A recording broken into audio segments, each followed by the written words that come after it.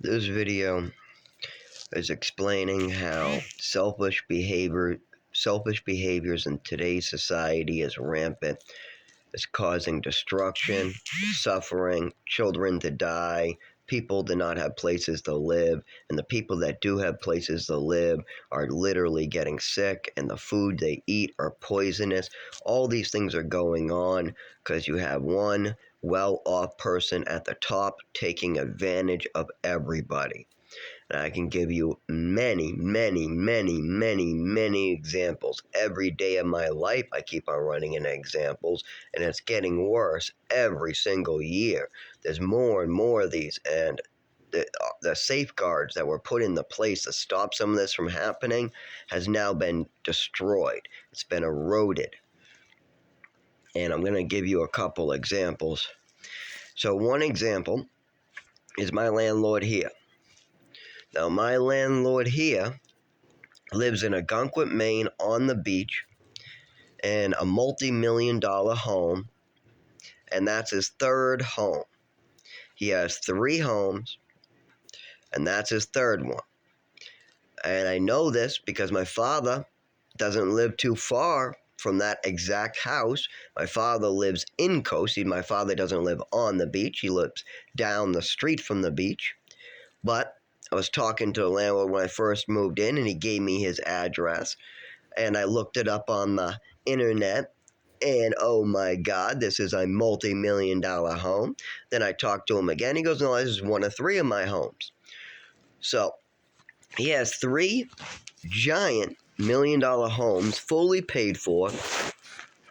He has let me see, out of this building, there's like 50 apartments, the other one, another 50. He has hundreds and hundreds and hundreds of apartments to rent out. But the problem is that he doesn't do any of the necessary work on it. Now, I have videos and videos of waterfalls coming in my apartment for years now. I mean, literally, when it rains, with my windows closed, the storm window, the front window, and caulking around the window that I've added, we still have a waterfall coming in between our wall and on the floor every single time it rains heavy. When our neighbors decide to take a shower, we get a waterfall coming down from the ceiling. I have a video of that.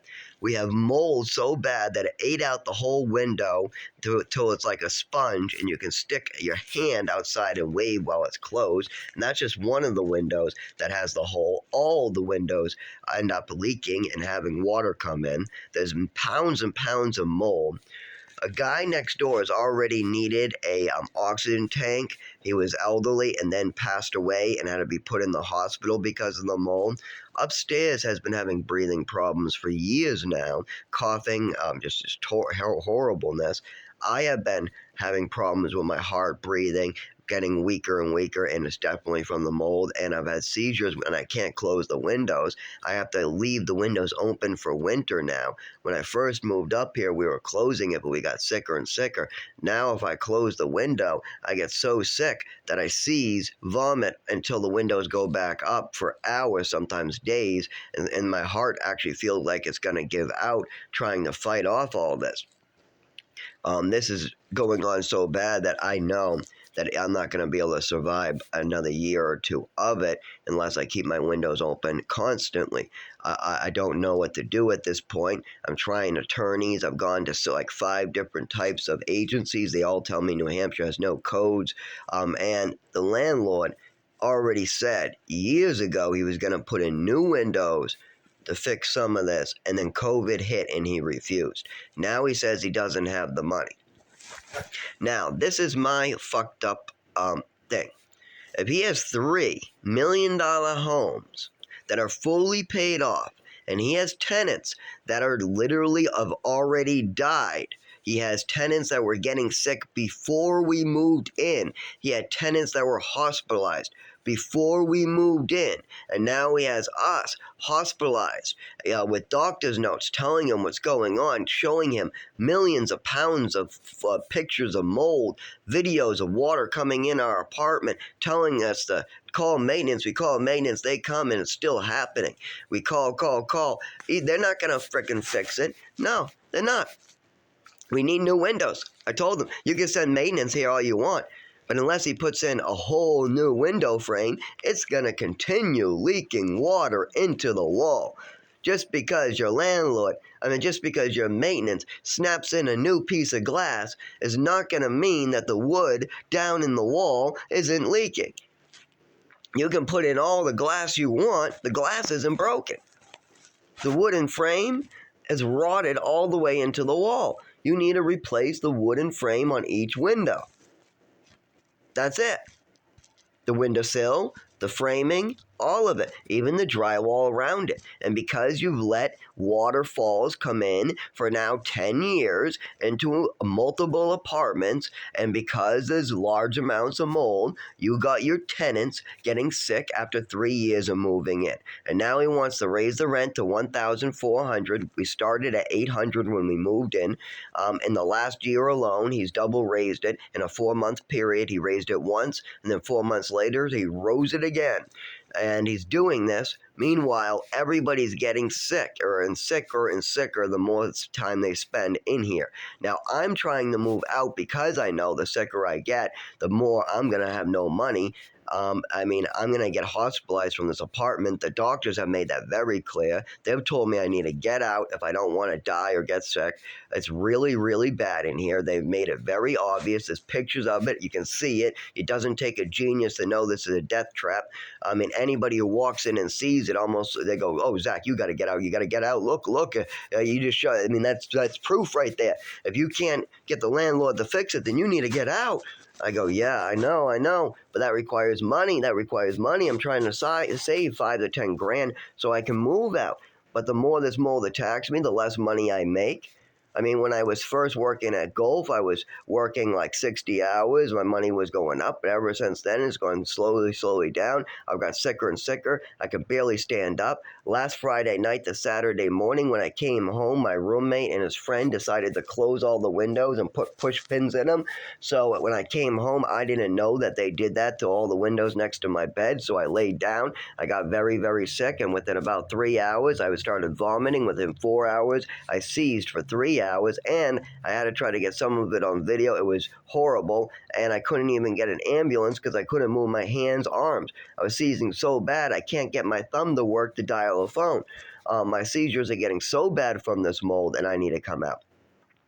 Now, do you really believe that the landlord who owns $3 million properties that he has given addresses and that he's proud to have can't sell one of them to fix his buildings that are his property? Because he owns these 3 houses that are his, that he lives in. He also has other houses he rents out, and he has multiple apartment buildings.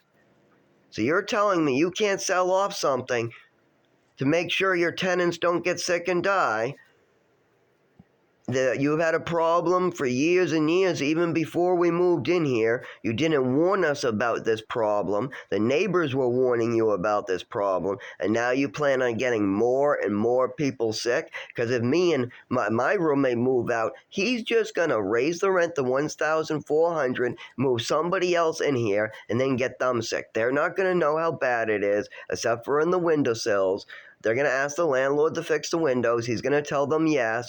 He's going to stall them for a couple years. They're going to get sicker and sicker to the point where now they're like, oh my God, I'm getting weak. I'm in the hospital. I'm losing my money. I'm losing more money. I'm in the hospital more and more and more. That's messed up that he's doing this to his tenants when all he has to do is sell off one piece of property. He has hundreds and hundreds and hundreds of apartments that he has. He has 3 buildings with more than 24 per building over to the left. Big, giant buildings. He has this one, right when I'm living in, the mold one with 24. He has the one in the middle with 24. He has the one on the left with 24. He has another one down the street in the same type of thing. He has a couple houses that he rents out and sells. And he has 3 mansions, he has 1 mansion and 2 other houses that are his, that he lives in, one of which is a multi-million-dollar home on the beach. And he's doing renovations on that. About 5 years ago, before COVID hit, he dropped about 40 grand onto his own private place. And then he says he doesn't have any money to take care of the bullshit that is killing people in his apartments. And literally, there are multiple lawsuits. There are people bringing him to court for this, but it's very hard. In New Hampshire, where I live, I've gone to multiple agencies. You have to get an attorney to go after people for mold. There isn't codes like in Massachusetts or I guess in Maine. When I went, I don't know really Maine that well, but I know in Massachusetts they have some mold coding. Now, we're not talking about a small mold on the ceiling. No, we're talking about enough to fill up like a flatbed truck. We're talking about enough in one apartment to literally fill up a truck and bring it to the dump. We're talking about trash bags filled with mold. We're talking about if you took a scraper and scraped it off of just the drop ceiling in the bathroom, you could fill up black trash bags, probably 3 or 4, with this black hairy mold stuff. It is the worst I've ever seen. I haven't even seen like abandoned buildings outside that are rotting away with this much mold. I lived in a burnt down pig slaughter plant for I don't know about a summer, and when it rained, and that place had less mold damage than this place. And he tells me that he can't fix it. Oh, he can't do the windows like he promised 5 years ago because of COVID. So he's going to let everybody get sicker and sicker and sicker. No, that's bullshit. He could easily sell something off to keep one of his others. And he's getting everybody sick. He wants to sell off this building, but he doesn't want to tell the new buyer about what the problems are, that this needs so much work. That's the problem. He doesn't want to spend the big money because this place he's let go way too bad. It needs new windows. It needs mold removed from the actual wood that holds up the building. I mean, the water's been going in the building, in the walls, in between the windows, in and under the floors now for years because it was happening before we moved in. I didn't know this. Nobody warned me. I got a call that things weren't working out and that this was the better of 2 apartments, that they looked at some apartments and this was the good one. So I said, okay. Okay.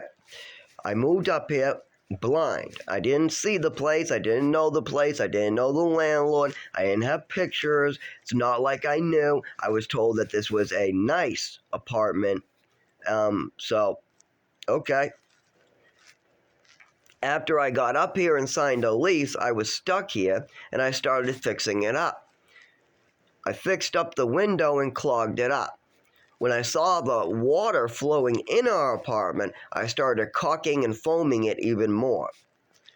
But it's not coming in through the cracks that you can caulk. It's coming in through the siding and the outside of the window, going in through the walls and places that I can't caulk it or do anything to.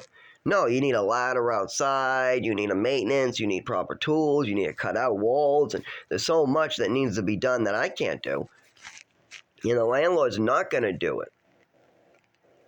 So this is the problem. Somebody's selfish. They think, oh, I want a pool, so that way I can sit in the pool and look at the beach. You know, I have a whole beach to myself. I live in a $2 million home. I just installed $40,000 kitchen or whatever he was doing. That's my selfish needs. I want to be in luxury. I want to have the best. But I'm going to let all my tenants suffer a horrible, horrible affliction because I don't want to spend the money to take care of my apartments that I own. This is how people are. They worry about themselves, not their tenants.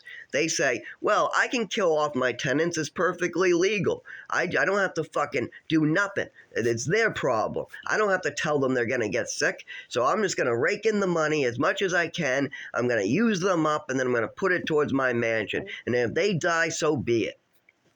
This is people's attitude today. This is my father's attitude.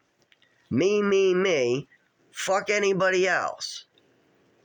Fuck my son, fuck my sister, fuck my brother, fuck anything and anyone. Because he's definitely not going to show the consideration needed to really put in the effort to connect with his family.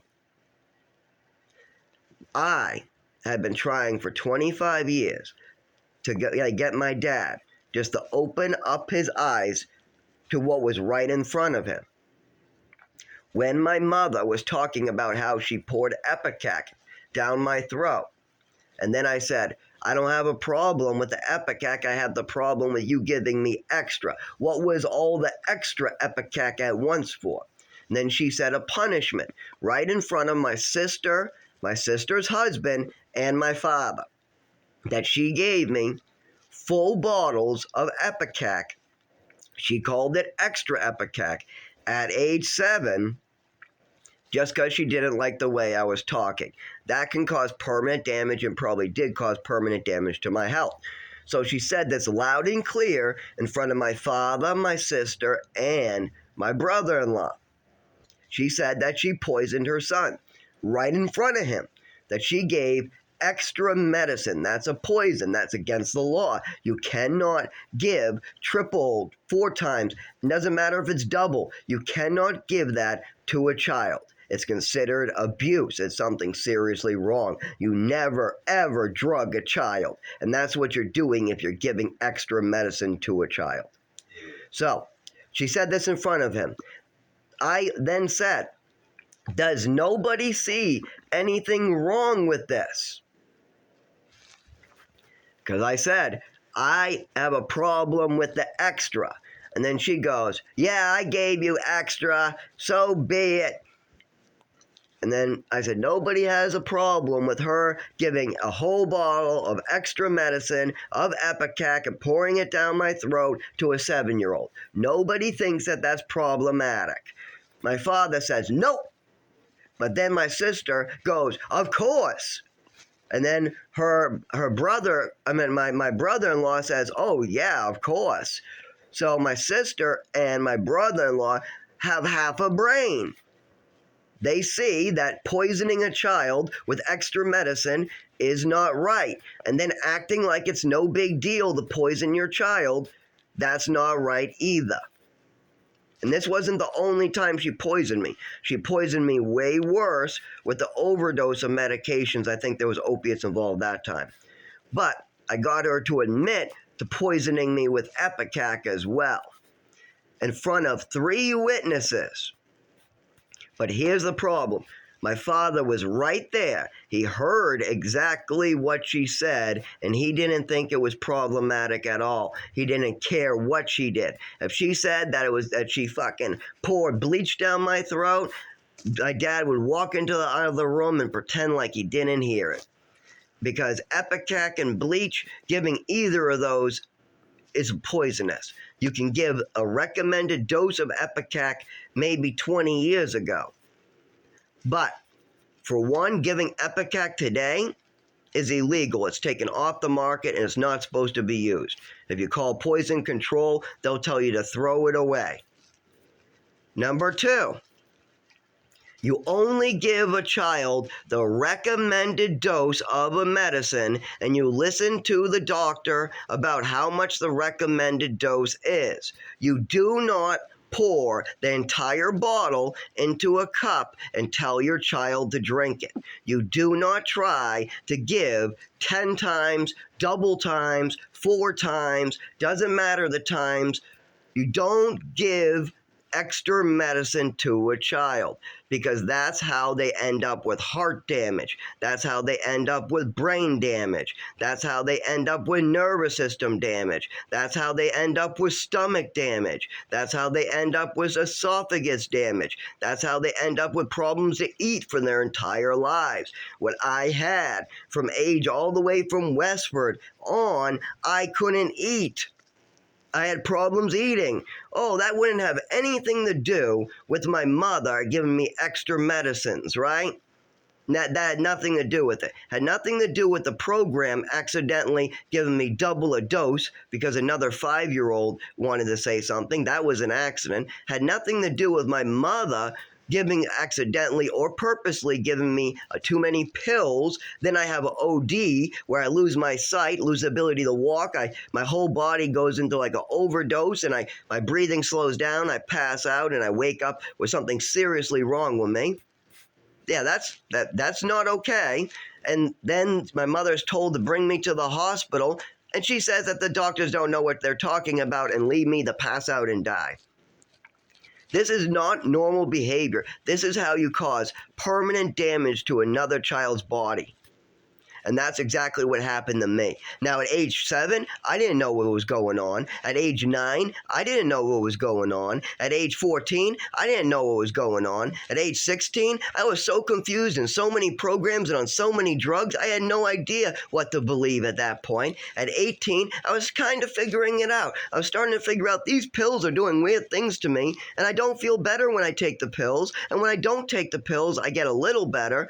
And now all these memories of my mother doing fucked up shit, I wonder if that has something to do with it. Because when I bring it up at the doctor, she gets very nervous, she lies, and she gets very upset. And then she tells me not to talk about it anymore. And then she tries to get hit me or smack me when I talk about it. So obviously, she doesn't want me talking about this because she's scared. Well, what is she scared of? Then, at about 20, it really started to faze me when I came off of some of the medicines, as I started coming off.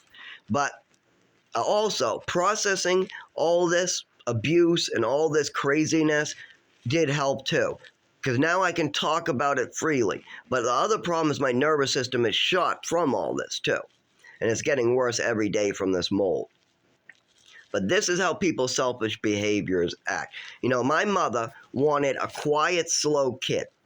She said she was too old to raise another child, so she thought it might be a good idea to drug me into tiredness all the time at age 5, 7, 9, all that.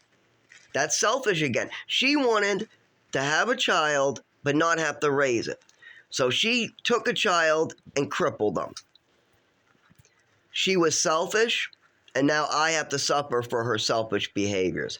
The landlord was selfish, and now people are dying because of his selfish behaviors. My father was selfish, and now people are getting hurt because he looked away and he didn't want to pay attention to what was right in front of him. I'm sure there's other examples in the family as well. There are so many examples of people acting selfish and then other people having to pay the price. When somebody like Jeff Bezos makes a selfish decision that hurts his employees, it's the employees that have to pay the price, not Jeff Bezos.